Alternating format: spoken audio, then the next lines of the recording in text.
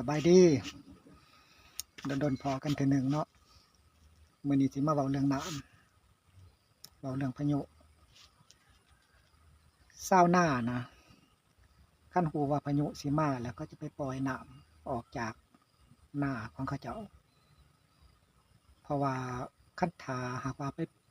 ถ้าปล่อยตอนพายุมาน่ะมันสิบ่ทันน้ำมันสิล้นคันนาแล้วจะเฮ็ดให้คันนาขาดแต่เฮาบ่เข้าใจว่าพวกที่รับผิดชอบเรื่องเขื่อนไฟฟ้านะเขาจะคิดคือเฮาคิดหรือบ่หรือว่ามันเป็นจั่งใด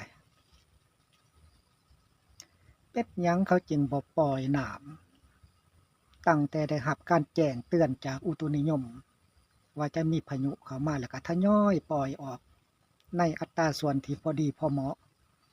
ที่น้ำจะบ่ท่วมบ้านท่วมเมืองและเพื่อให้อ่างนั้นมีที่วางสำหรับรองรับมวลน้ำจากพายุเพื่อชะลอ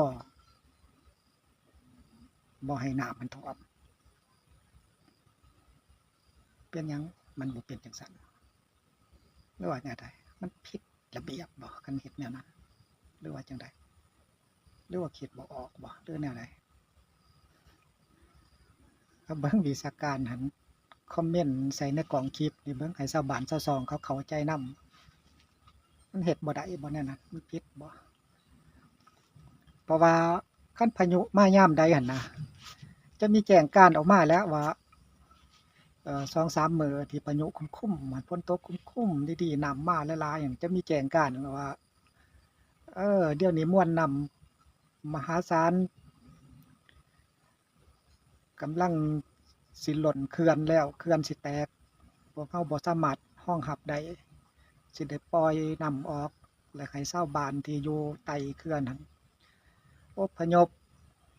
ไปอยู่ที่สูงเพื่อความปลอดภัยแล้วน้ำก็ท่วมไร่ท่วงนาสัตว์สาวาสิ่งสันบัดซองรถลาพาหนะเสียหายมหาศาลอันนี้หลายคนก็บ่เข้าใจครับเป็นหยังก็บ่ปล่อยออกก่อนหน้านั้นคอยปล่อยในระดับที่ว่ามันพอดีนะปล่อยไปเรื่อยๆแล้วมาปล่อยลงบัดเดียวนี่มาบวกกับน้ำที่มันมีแล้วในไว้ในห้องที่มันหลายอยู่แล้วมันเต็มอยู่แล้วมันก็ทวีคูณขึ้นเนาะอันนี้เป็นแนวใดแต่ละปีก็เป็นแนวนั้นเฮาบ่ได้รับบ่ทำบ่เทียมอีหยังบ่มีการถอดถอนบ่เทียมหยังบ่หรือว่าจังไดอันนี้บ่เข้าใจเนาะความจริงแล้วพวกเขาควรจะในฤดูฝนน่ะนะ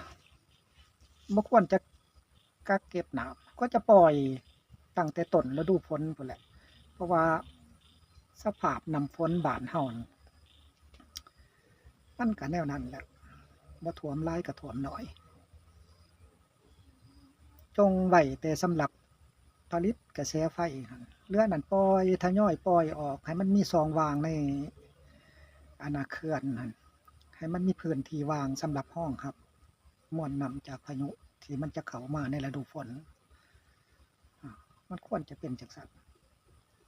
ตอนใดตอนสิอัดน้ำก็ตอนพ้นแล้วเดือนตุลาเดือน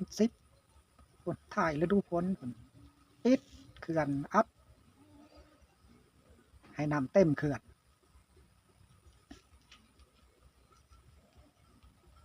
หรือว่าแนวใดเอาเบิ่งคอมเมนต์เบิ่งวิชาการให้ชาวบ้านเข้าใจนำเพิ่นขอขอบใจเนาะ